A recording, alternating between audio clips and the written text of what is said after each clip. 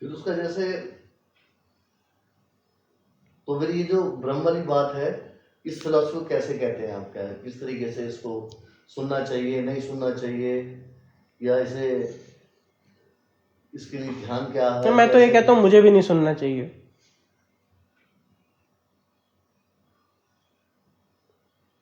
अगर आप सिर्फ अपने ऊपर ध्यान दो, मेरे अंदर वो अज्ञात कैसे काम कर रहा है,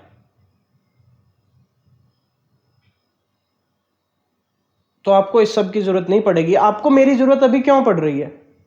देखो, ध्यान देना इस बात पे, सबसे ध्यान देना। या किसी को भी किसी गुरु की जरूरत क्यों पड़ती है? क्योंकि मैं कहीं ना कहीं बहुत ज्यादा अज्ञात हूँ। नहीं नहीं, मैं क्या कर रहा हूं यहां बैठ के, आपके अंदर कोई विचार आया, मैं आपको ये कह रहा हूं कि देखो ध्यान दो वो विचार क्यों आया, कहां से आया। मैं यही तो कह रहा हूं। हाँ, यही कह रहे हैं। अगर आप ये काम खुद पर कर लो, मेरी जरूरत पड़ेगी ही नहीं आपको किसी को गुरु की। अगर आप खुद अपने सामने शीशा रख लो, मेरी या किसी गुरु की जरूरत दुनिया को नहीं पड़ने वाली। समझ रहे हैं? अगर आप अपने आप से ईमानदार हो जाओ और देखो कि जो विचार आया कहां से आया, क्यों आया, और विचार कैसे देखो झूठ बोल रहा है। जैसे मान लो ऐसा लगा इस काम को करके खुशी मिल जाएगी, कर लिया, खुशी नहीं मिली, लेकिन फिर थोड़ी देर बाद फिर ऐसे लगने लगा, प्यास लगने पे होता है ना ऐसा। पानी को सिर्फ हम पानी नहीं समझते, ऐसा लगता है जब प्यास लगती है कि पानी से खुशी मिलेगी, पानी पी लेते हैं, दुख वो थोड़ा सा प्यास बुझ जाती है, फिर थोड़ी देर बाद फिर प्यास लग जाती है। ये विचार क्या कर रहा है? धोखा ही तो दे रहा है। पानी पीने से किसी को मोक्ष नहीं मिला, मुक्ति नहीं हुई, लेकिन जब प्यास लगती है ऐसा लगता है पानी पीने से सुख मिलेगा।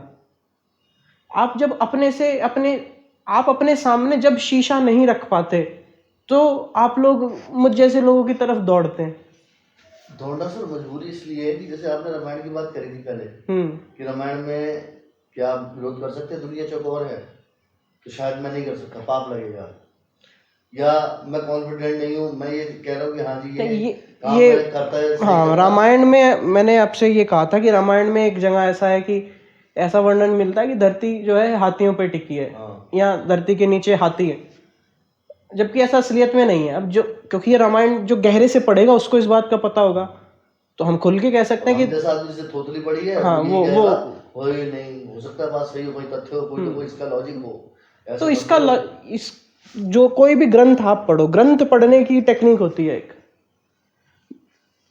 चाहे वो उपनिषद हो, चाहे वो रामायण हो, चाहे महाभारत हो, या चाहे और किसी धर्म की जितनी किस्से कहानियां वो हो।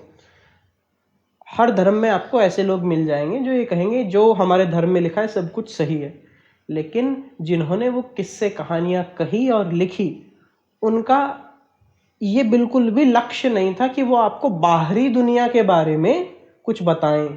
आप ज्योग्राफी पढ़ते हैं, जब आपने 10वीं 11वीं में ज्योग्राफी पढ़ी होगी, 8वीं 9वीं में, उसमें लिखा रहता है मिट्टी कैसी होती है, उसमें आपको नक्शे बनाने पड़ते हैं। रामायण महाभारत ऐसे विषय नहीं है, वो ज्योग्राफी हिस्ट्री नहीं है, वो मॉरल फिलॉसफी है। वो आपको ये बता रही है कि जीवन कैसे जीना है। एक छोटा बच्चा है, आपको उसको ये मना करना है कि इस कमरे में मत जाओ, तो कैसे मना करोगे? बताओ। हम हाँ, समझाएंगे तो नहीं जाना ऐसे, नहीं समझ रहा वो, उसको पहले मतलब जो भी तरीका इस्तेमाल करेंगे। कि आप क्या तरीका इस्तेमाल करोगे? आपसे 3 पीढ़ी बाद आना है वो, अभी तो है भी नहीं आपके सामने। आपकी 3 पीढ़ी बाद एक बच्चा होगा जिसको आपको ये समझाना है ऐसा काम नहीं करना, कैसे करोगे? तो सब बोलेंगे। हमारे पुरखों ने करके दिखाया है, आज तक महाभारत बची हुई है, आज तक रामायण बची हुई है। संभव है आप उसको एक कहानी बना करके सुनाओगे कि देखो ऐसा काम करोगे, किसी और की बीवी पे हाथ डालोगे तो नुकसान होगा अपना ही, घमंड करोगे सोने की लंका का, तो वो लंका राख हो जाएगी। जिसकी पूंछ में तुम आग लगा रहे हो ना, वही तुम्हारी घमंड की लंका को राख कर देगा। हमारे पूर्वजों ने तो कितने अच्छे से बात बताई, और आप कह रहे हो आप नहीं बता पाओगे सिर्फ 3 पीढ़ी आगे। तो ये कोई वो ज्योग्राफी हिस्ट्री नहीं बता रहे थे, ये हमको वो जीवन जीना सिखा रहे थे। आज बहुत सारे हिंदू हैं जो ऐसा बोलते हैं, हमारे धर्म में तो बहुत साइंस है जी, बेवकूफ हैं वो लोग। हमें ये कहना चाहिए साइंस की औकात नहीं है हमारे धर्म के करीब आ सके।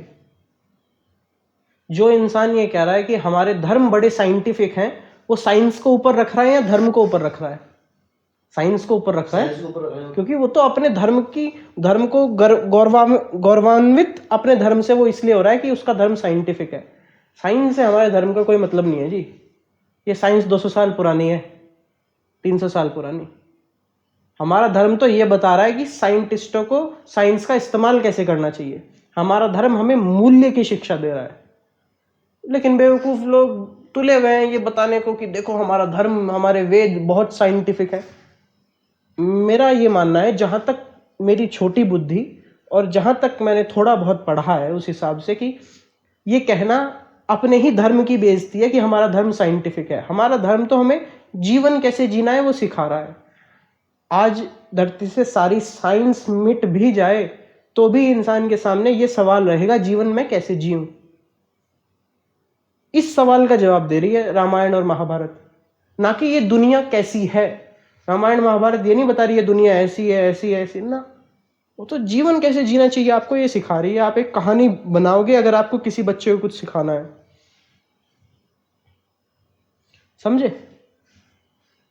समझे कि नहीं? हाँ बिल्कुल बिल्कुल।